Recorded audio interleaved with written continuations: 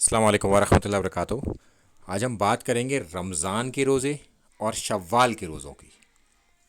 इन दोनों को मिलाकर क्या अहमियत है इनकी, कि जो शख्स रमज़ान के रोज़े रखे फिर उसके बाद शव्वाल के 6 रोज़े रखे तो वो शख्स ऐसा है जैसे मुसलसल रोज़े रखने वाला।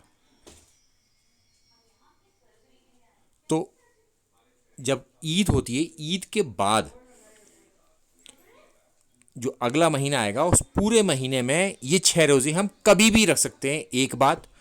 और इसका लगातार रखना भी ज़रूरी नहीं है कि 6 के 6 एक के पीछे एक रखे जाएंगे, तो छोड़ के भी रखे जा सकते हैं। मगर क्योंकि रमज़ान में एक मूवमेंट बना होता है, एक बॉडी क्लॉक हम अडॉप्ट कर लेते हैं, कि हमारी एक आदत बन जाती है पूरे महीने रोज़ा रखने की। तो अगर हम ईद के बाद से 6 रोज़े रख लेते हैं तो फिर वो हमारे लिए आसान हो जाएगा।